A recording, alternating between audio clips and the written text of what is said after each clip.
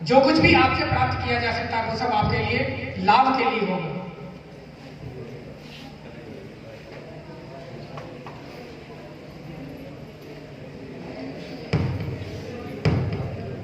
मंच पर विराजमान आदरणीय डायरेक्टर साहब डॉक्टर कुशवाहा जी, मैं जब इनसे बातचीत कर रहा था तो मुझे लगा कि शायद ये सिर्फ एजुकेशन का पढ़ाना जानते हैं, पर जिंदगी में एज ए साइंटिस्ट,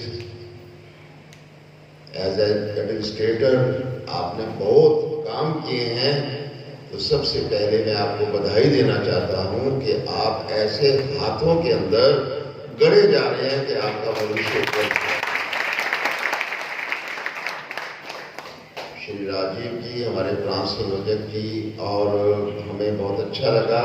सबसे पहले जो मैं आया तो एक विद्यार्थी मंच का संचालन कर रहा था, आप ही कर रहे थे? अच्छा, बहुत अच्छा कर रहा था। उसके बहाने से आपकी प्रतिभा को भी मैं प्रणाम करता हूं। डॉक्टर मुकेश जी ने बहुत अच्छे ढंग से मंच का संचालन किया है, कर रहे हैं। और प्यारे विद्यार्थियों, मैं आपसे जो आज बात कहने वाला हूं उसका सारांश ये है कि इस देश के अंदर बहुत बड़ी संख्या के अंदर एक बीमारी है। आप बोलेंगे डायबिटीज, मैं कहूंगा नहीं। आप कहेंगे हार्ट अटैक, मैं कहूंगा नहीं। आप कहेंगे ब्लड प्रेशर, कोलेस्ट्रॉल, 6-7 बीमारियों के आप नाम लेंगे, मैं सबसे इनकार करता जाऊंगा, ये नहीं। आज सबसे बड़ा देश का दुर्भाग्य है कि हमारी युवा पीढ़ी डिप्रेशन का शिकार होती जा रही है,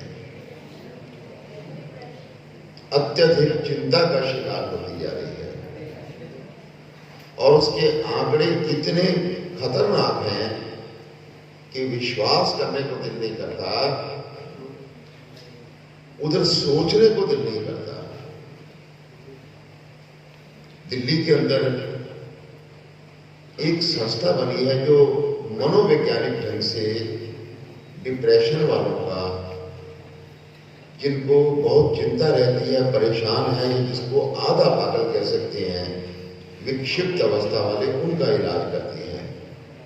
मेरा एक जानकार पेशेंट था, तो उसको मैं देखने के लिए आज से 5 साल पहले जाता था, तो ओपीडी के ऊपर 10-15 पेशेंट जरूर मिलते थे। मैं 5 साल के बाद गया तो वहां टेंट लगा हुआ था बाहर, और कम से कम भी वहां 500 से 700 लोग खड़े थे। मैंने डायरेक्टर से पूछा, डॉक्टर देसाई बहुत एक्सपीरियंस डायरेक्टर हैं, उन्होंने कोई मेरा कार्यक्रम इस प्रकार से रखा था कि ये लोग जो हैं यहाँ के, इनको कुछ काम धंधा देकर के ठीक किया जा सकता है। तो हमने ऑर्गेनिक प्रोडक्ट तैयार करने का वहां पर उनका जगह थी, वहां खेती की, और जो अपेक्षा ठीक थी उनको काम देते थे, उस सिलसिले में गया था। तो मैंने कहा आज कोई विशेष कार्यक्रम है, कोई फंक्शन है, इतना बड़ा टेंट लगा हुआ है? अरे बोले नहीं, आजकल 500 से 700 पेशेंट की ओपीडी रोज आती है। आप कितने हीरो हीरोइन के बारे में सुना होगा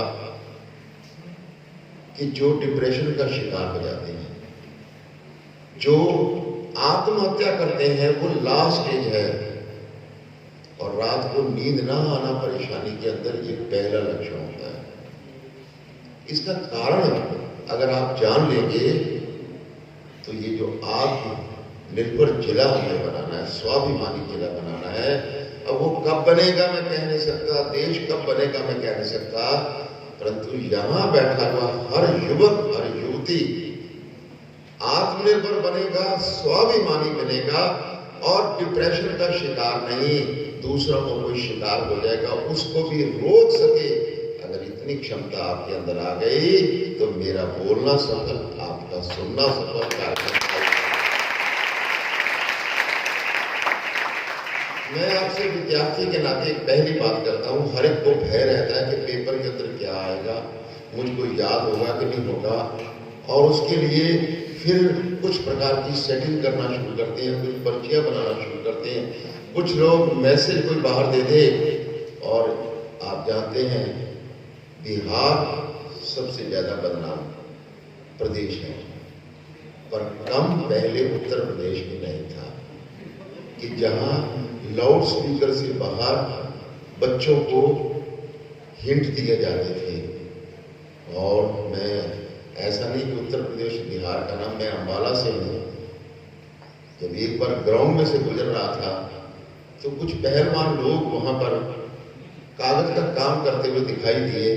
पहलवान ये कहां से कागज, मेरे से बोले पेन आपके पास है? कहाँ है?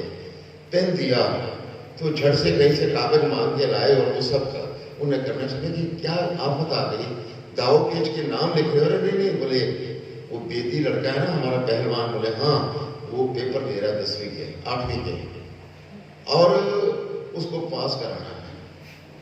तो मैंने कहा इस कुश्ती से पास होगा? पेपर तो वो दे रहा, तुम क्यों कर रहे हो? बोले उसको पर्चियां पहुंचानी है। और वापिस जब लौट के आया तो मैंने कहा थोड़ी देर बाद आप पेन ले जाना। वापिस जब पेन लेने के लिए आया तो जो बेदी पहलवान था वो छाती ऐसे ऐसे करते हुए बाहर आ गया। बोले 3 के 3 सवाल कर दिए, 4 के 4 सवाल कर दिए, 4 के 4 सवाल कर दिए। तो जिसने पेपर की कॉपी दी थी उसने कहा 4 कर दिए, लिख के तो पर्चियां 3 की दी थी, 4 कहां से कर गया? अरे बोले नहीं, मैं साथ प्रूफ लाया हूं, देखो एक ये, एक ये, एक ये। बोले हाँ, चौथा कहाँ? बैक साइड की चौथा ये। अरे बोले इसको दिख रहा है? अरे इसमें तो जिस चाचा से, चाय वाले से हमने कागज मांगा था उसका हिसाब लिखा हुआ है और तू देख नहीं रहा, इसके ऊपर हमने क्रॉस लगाया। बोले गलती मैं भी नहीं की है, मैंने भी सारा लिखने के बाद उसके ऊपर क्रॉस लगाया है। प्यारे विद्यार्थियों, आपको ये चुटकुला लगा होगा, पर सैकड़ों नौजवान ऐसे मिलते हैं जब किसी ऑफिस में जाते हैं, वो कहते हैं ये M.Com किया हुआ है। क्या बड़ी बात है कोई M.Com करना?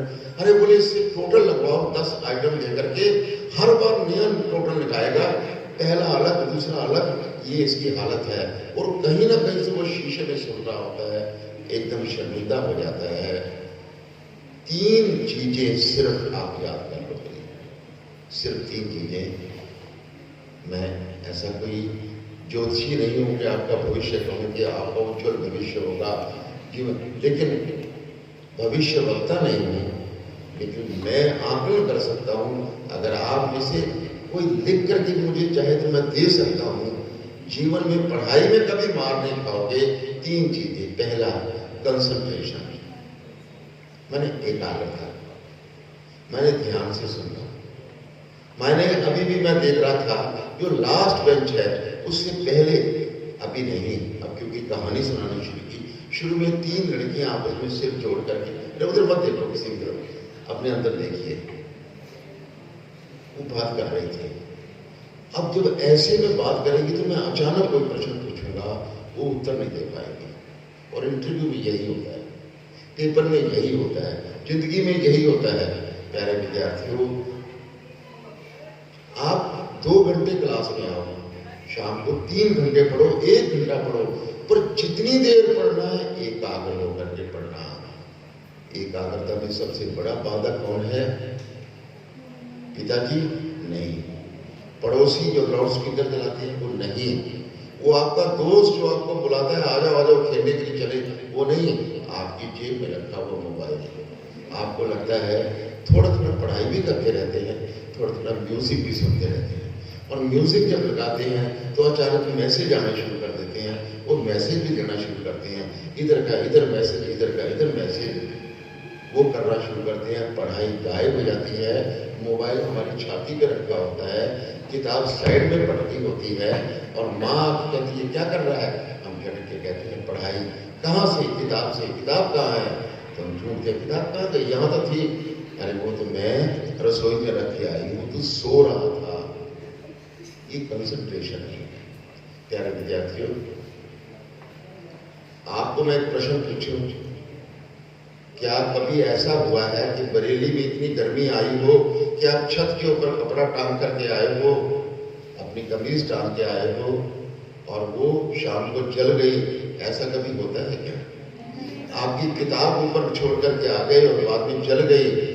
सूरज की रोशनी में क्या इतनी ताकत होती है कि आपके कपड़े को जला सके, आपके कागज को जला सके? है क्या? आप कहेंगे नहीं। दुनिया के अंदर 57 डिग्री सबसे ज्यादा दुनिया के थोड़े से हिस्से के अंदर गर्मी पड़ती है, जो आदमी से बर्दाश्त नहीं हो सकती। लेकिन वो भी कपड़े को नहीं जला सकती, कागज को नहीं जला सकती। तो आपका उत्तर है, सूरज की रोशनी से कपड़ा क्या नहीं जल सकता, कागज नहीं जल सकता? मैं कहूंगा गलत। वो कैसे? आप बाजार से एक लेंस खरीद कर लाइए, लेकिन लेंस में ताकत नहीं है कि आपके कपड़े के ऊपर रख दे वो जलना शुरू कर दे। आपने उसी धूप के अंदर, जो जिसके बारे में आपने कहा है सूर्य भगवान मेरे कपड़े कभी नहीं जलाएगा, उसी को फोकस करके रखिए, उसी को कंसंट्रेट करिए। इतनी रोशनी को इतनी 0 पॉइंट पर ले आइए, कागज जलेगा कि नहीं जलेगा? कपड़ा जलेगा कि नहीं जलेगा? हाथ जल जाएगा। साथियों, ये कंसंट्रेशन में पावर है, ये सूरज में पावर नहीं है, उस लेंस में पावर नहीं है, ये कंसंट्रेशन में पावर है। इसी को एकाग्रता बोलते हैं कि एक विद्यार्थी 10 चीजें जानता है। कितनी पार्टियों में आप गए होंगे, आपको कोई हाथ मिलाकर I am so very glad to meet you, और फिर उसको हाथ मिलाते अपना नाम बताते हैं। इधर जाकर अरे ऐसे क्या नाम बोल रहा था? अरे सोना आप रहे थे, नाम हमारे से पूछते हो। फिर उस समय क्या हुआ कि वो बहरा जो है ना, कोई चीज लेके मेरा ध्यान उधर चल गया था। जितने भी क्रिकेट के प्लेयर हुए हैं उनको कहा आउट कैसे हुए, अरे कहीं ना कहीं हमारा ध्यान और चला गया। और ध्यान न करना ये परिस्थिति पर निर्भर नहीं करता, ये आपके ऊपर निर्भर करता है। पहला नियम कंसंट्रेशन। दूसरा नियम, आप जो पढ़ रहे हैं उससे पहले वाले से कोरिलेट करिए। मैंने आज मेरा नाम बोला तो नाम